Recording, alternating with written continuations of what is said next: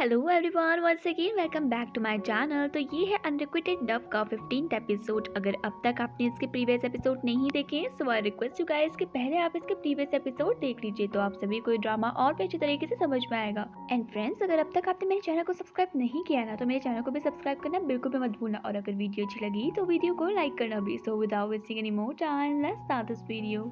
तो ड्रामे के स्टार्टिंग में कॉलेज के कैंटीन में जब अकेला बैठकर जांग खाना खा रहा होता है तो वो लाउशी को याद कर रहा होता है, क्योंकि अक्सर वो उसे उसके फेवरेट पैनकेक दिया करता था। बट आज लाउशी वहाँ पर नहीं आई होती है, इसलिए उसके पैनकेक के पैसे वेस्ट जाते हैं। इसलिए वो सोच रहा होता है कि वो उस पैनकेक का क्या करे। तभी उसे जांगरी की आवाज आती है, जो कि कैंटीन वालों से पैनकेक मांग रही होती है, लेकिन पैनकेक खत्म हो जाते हैं, इसलिए वो उसे दे नहीं पाते हैं। इतने में ही वहाँ पर जांग आ जाता है और वो उसे पैनकेक देता है। ये सब देखकर जांगरी को गुस्सा आता है और वो जांग का कॉलर पकड़कर उसे डांटने लग जाती है, ये कहकर कि तुम मुझे परेशान क्यों कर रहे हो। जांगरी की बात सुनकर जांग उससे बोलता है कि मैं तो तुम्हारी हेल्प ही करना चाह रहा था, अगर तुम्हें नहीं चाहिए पैनकेक तो तुम मुझे बोल दो, अब मैं तुम्हें ऑफर नहीं करूंगा। ऐसे ही कहकर वो उसे पैनकेक दे तो देता है, लेकिन वो वहाँ पर से भागकर चला जाता है।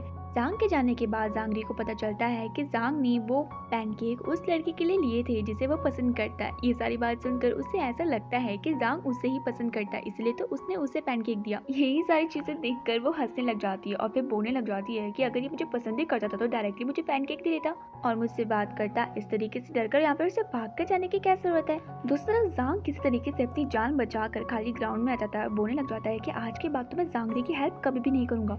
थोड़ी देर में फाइनली हुआन की और लाउशी की एंट्री होती है कॉलेज में, जहाँ पर कि लाउशी ने अपना लगेज पकड़ा होता है। तो हुआन उससे उसका लगेज छीन लेता है और उसके बाद उससे बोलता है कि वो उसका लगेज पकड़ेगा। लाउशी उसे मना करती है तो हुआन वहाँ पर से भाग जाता है। उसके बाद हुआन जब रुकता है तो वो लाउशी से माफी मांगता है और उससे बोलता है कि प्लीज मेरी माफी को तुम एक्सेप्ट कर लो। हुआन की बातें सुनकर लाउशी से बोलती है कि ओके, मैंने तुम्हारी माफी को एक्सेप्ट कर लिया है, इसलिए प्लीज अब तुम मेरा दिमाग खराब मत करो। तो हुआन उससे बोलता है कि तुम्हारी बातों को देखकर तो ऐसा बिल्कुल भी नहीं लग रहा है, तुम्हें देखकर तो ऐसा लग रहा है जैसे तुम मुझे अभी भी बहुत ज्यादा गुस्सा हो। तो लाउशी उससे बोलती है कि तुम पर मैं गुस्सा ना हूँ तो क्या करूँ, तुमने कितनी बार मेरा दिल तोड़ा है तुम्हें पता भी है। तभी हुआन उससे माफी मांगते हुए उससे ये बोलता है कि आज के बाद वो उसे शिकायत का कोई भी मौका नहीं देगा और उसके साथ बिल्कुल अच्छे तरीके से रहेगा। लाउशी हुआन की बातों को इग्नोर मारकर वहाँ पर से जाने वाली होती है। तभी हुआन उसका हाथ पकड़ता है और उससे बोलता है कि मुझे तुमसे जरूरी बात करनी है, और ऐसे कहकर वो उसे अपनी फेवरेट जगह पर लेकर जाता है, जहाँ पर कि वो दोनों अक्सर जाया करते थे। उसके बाद वो लाउशी से बोलता है कि तुम्हें पता है कि मैं जब हाई स्कूल में था ना, तो रोज एक लड़की थी जो कि क्लास में मैथ के इक्वेशन लिखा करती थी और वो हमेशा उन इक्वेशंस को करेक्ट करती थी, तो मैं उसके इक्वेशन को सही करता था। मुझे ऐसा लगता था कि वो लड़की येन है,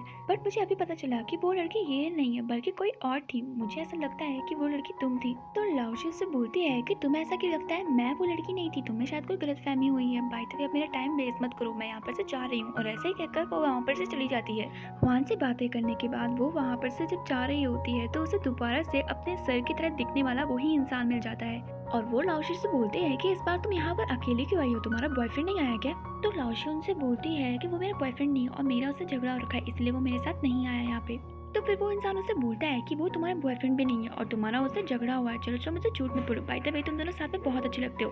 देखो, अगर तुम अपने बॉयफ्रेंड से गुस्सा हो ना तो कोई बात नहीं, तुम ना उसे जमकर अपना गुस्सा दिखाना और जल्दी मानना मत, तब देखना वो ऐसी गलती दोबारा कभी भी नहीं दोहराएगा जिससे तुम्हें नफरत है। तो जब जांग और हुआन साथ में बैठे होते हैं तभी जांग को लाउशी का कॉल आता है। वो उससे बोलती है कि उसका लगेज हुआन के पास है, इसलिए वो उसका लगेज लेकर यहाँ पर आ जाए। ये सब सुनने के बाद जांग उससे बोलता है कि ओके, मैं अभी तुम्हारा लगेज लेकर तुम्हारे रूम के बाहर पर आता हूँ। जैसे ही हुआन ये सुनता है कि जांग लाउशी से मिलने के लिए जा रहा है तो वो उससे बोलता है कि तुम टेंशन मत लो, मैं उसे उसका लगेज वापस करने के लिए चला जाऊंगा, क्योंकि उसका लगेज मेरे पास छूट गया था। ऐसे ही कहकर वो फटाफट से लाउशी का लगेज लेकर उसके घर के बाहर पर चला जाता है और फिर वो उसे मैसेज करके बोलता है कि अगर वो लगेज लेने के बाहर पर नहीं आएगी तो वो उसे उसका लगेज वापस नहीं करेगा। तभी वहाँ पर बेली भी आ जाती है और वो उससे पूछती है कि तुम्हारे पास ये लाउशी का लगेज क्या कर रहा है। दूसरी तरफ जांग लिली को क्रिसमस के दिन उसी ब्रेसलेट को लेने के लिए जाता है जो कि रिलिंग ने उससे उसके लिए बर्थडे के गिफ्ट के लिए लेने के लिए कहा था। बट जैसे ही वो उस ब्रेसलेट को लेने के लिए जाते हैं तो रिलिंग उससे बोलती है कि ये ब्रेसलेट पुराना हो चुका है, मुझे ये पसंद नहीं है। भाई तो तुम्हें देखकर ऐसा लग रहा है कि तुम्हें मुझे कुछ और गिफ्ट देना है। तो ये सारी बातें सुनने के बाद जांग उसे एक रोज देता है। उस रोज को देखने के बाद रिलिंग उस पर गुस्सा करते हुए ये बोलती है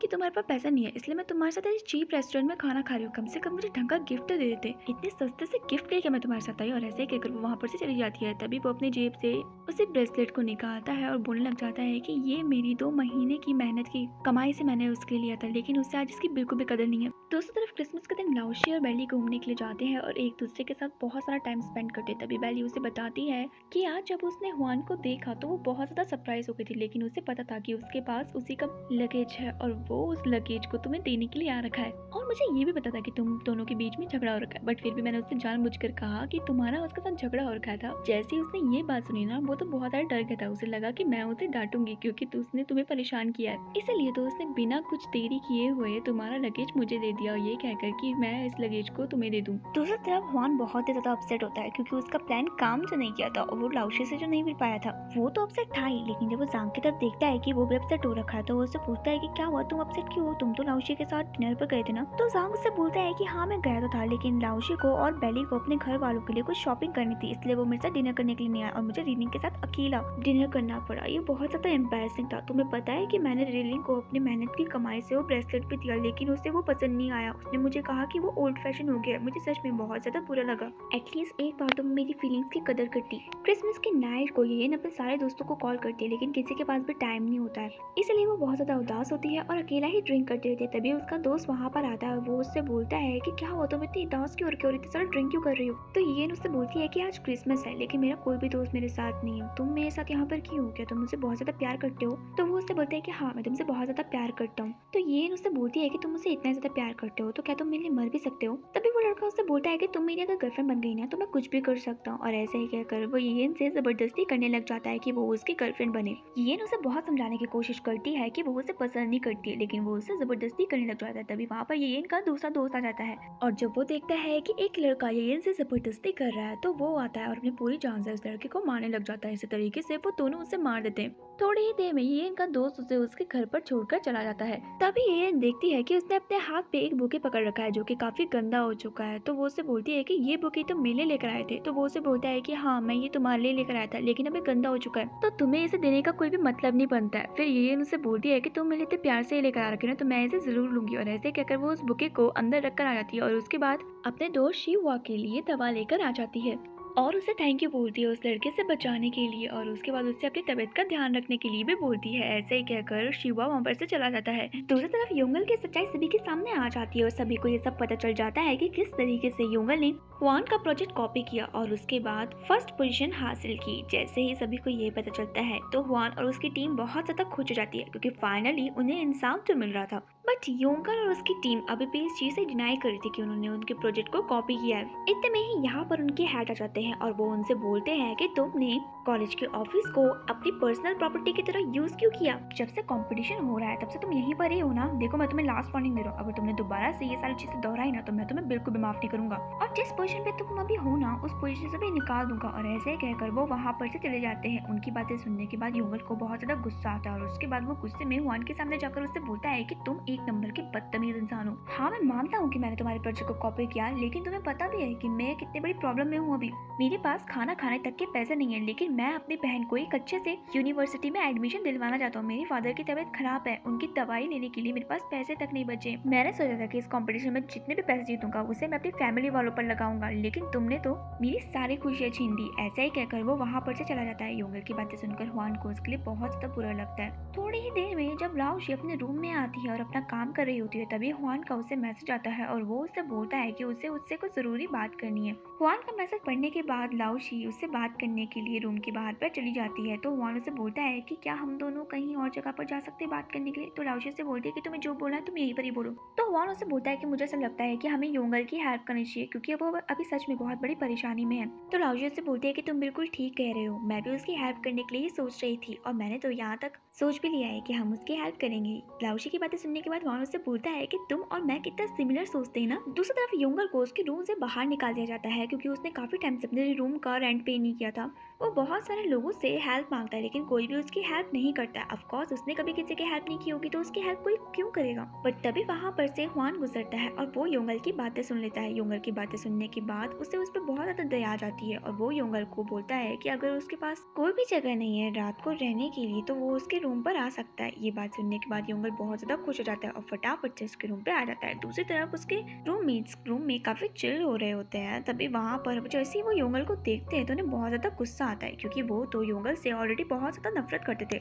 जैसे ही वो योंगल को देखते हैं तो वो हुआन से झगड़ा करने लग जाते हैं और उसे बोलने लग जाते हैं कि तुम इसे इस तरीके को हमारे कमरे में कैसे लेकर आ सकते हो, तुम्हें पता है ना कि इसने हमारे साथ क्या किया है। तो हुआन उन सभी को मनाता है ये कहते हुए कि योंगल उन्हें परेशान नहीं करेगा। थोड़ी देर में योंगल नहाने के लिए चला जाता है और उसके बाद देखते ही देखते वो उनकी सारी चीजों पर हम जमाने लग जाता है और जो उनकी चीजें होती है ना वो उन्हें यूज करने लग जाता है। योंगल की इन सारी हरकतों से हुआन की रूममेट्स बहुत ज्यादा परेशान हो जाते हैं। थोड़ी ही देर में जब हुआन का एक रूममेट एक्सरसाइज कर रहा होता है तो उसके हाथ पे अचानक से दर्द होने लग जाता है। योंगल जैसे ही ये देखता है तो वो उसे चेयर पे बैठवाता है और उसके बाद उसके हाथों पर मसाज करने लग जाता है। मसाज करने के बाद उसे बहुत ज्यादा रिलीफ फील होता है और वो उससे बोलता है कि तुम्हें देखकर तो ऐसा लग रहा है कि तुम्हें एक मसाज सेंटर खोल लेना चाहिए, तुम्हारे हाथों से बहुत रिलीफ फील हो रहा है। तो योंगल उससे बोलता है कि अगर मैं पढ़ने में अच्छा नहीं होता ना तो मैं अपना एक मसाज सेंटर ही खोलता क्योंकि मेरे फादर खुद मसाज करते। ऐसे ही कहकर एक के बाद एक सभी योंगल से अपनी मसाज करवाने लग जाते हैं। तभी हुआन योंगल से बोलता है कि अब तो तुमसे प्राइस की मनी भी वापस लेने वाले हैं वो लोग, तो तुम अपनी बहन को कैसे पढ़ाओगे। तो योंगल उनसे बोलता है कि मैं उन्हें प्राइस की मनी वापस नहीं करूंगा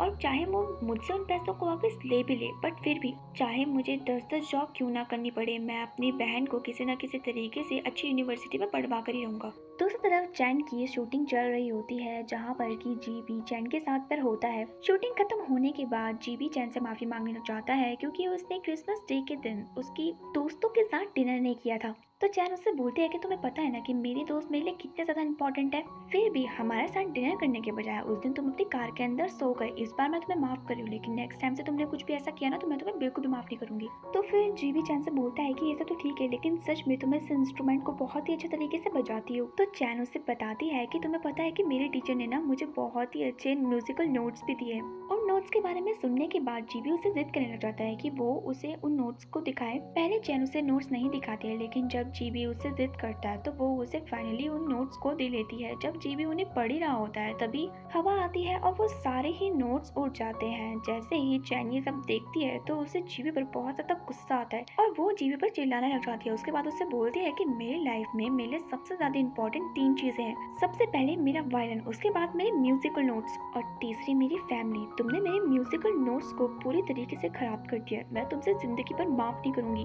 जीबी उसे बहुत बार समझाने की कोशिश करता है कि उसने ये सब जानबूझ के नहीं किया है लेकिन चैन उसकी एक बात भी नहीं मानती है और उसे वहाँ पर अकेला छोड़कर चली जाती है। ये सब कुछ देखकर जीबी बहुत ज्यादा उदास हो जाता है और वो सोचने लग जाता है कि आज अगर वो बेली के साथ रिलेशन में होता ना तो बेली उसके साथ ऐसा कभी भी नहीं करती। इनफैक्ट वो तो उसे बहुत अच्छे तरीके से ट्रीट किया करती थी। इसी के साथ वो बेली के साथ बिताए गए पलों को याद करने लग जाता है। जब एक बार जीबी के पैर पर चोट लग गई थी तो बेली उसका सहारा बनती है। तो अभी जीबी उससे बोलता है कि तुम तो हाइट में इतनी छोटी हो तो मुझे कैसे उठा पाओगी। तो बेली उससे बोलती है कि भले ही मैं हाइट में छोटी हूँ लेकिन मैं तुमसे बहुत ज्यादा प्यार करती हूँ और तुम्हें किसी भी मुसीबत में देख करना मैं कभी पीछे नहीं हटूंगी। तो जीबी उससे बोलता है कि तुम्हारी लाइफ की 3 प्रायोरिटी क्या है। तो फिर बेली उससे बोलती है कि तीसरे नंबर पे तो तुम हो। तभी जीबी उससे बोलता है कि अगर मैं तीसरे नंबर पे हूँ तो पहले 2 नंबर पे कौन है। तभी बेली बोलती है कि पहले नंबर पे भी तुम ही हो और दूसरे नंबर पे भी तुम ही हो। ये सारी बातें सुनने के बाद जीबी बहुत ज्यादा खुश हो जाता है और उसके बाद बेली को उठाकर उसे घुमाने लग जाता है। इन्हीं सारी बातों को याद करके वो सोचने लग जाता है कि काश कि आज उसने बेली को नहीं छोड़ा होता तो वो उसके साथ होती। दूसरी तरफ बेली जीबी की पोस्ट चेक कर रही होती है जहाँ पे वो देखती है कि जीबी ने काफी टाइम से कुछ भी नहीं डाला है, जबकि जीबी हर एक दिन में और टाइम 15 पोस्ट तो डाल ही देता था। वो ये सारी बातें लाउशी को बताती है और उससे बोलती है कि कहीं जीबी किसी मुसीबत में तो नहीं है। तो लाउशी उससे बोलती है कि तुम उसके बारे में इतना मत सोचो, वो तुम्हारी बिल्कुल भी केयर नहीं करता है। तो बेली उससे बोलने लग जाती है कि आई विश मैं भी तुम्हारी जितनी स्ट्रॉन्ग होती, क्योंकि तुम बिल्कुल सही कह रही हो, जीबी मेरी बिल्कुल भी परवाह नहीं करता है। मेरा बस चलता ना मैं उसे कब का भूल जाती, लेकिन ये दिल है कि मानता ही नहीं है। तो चलिए फ्रेंड्स, आज के लिए बस इतना ही। बाकी का ड्रामा मैं आप सभी को नेक्स्ट एपिसोड में बताऊंगी। तब तक के लिए बाय।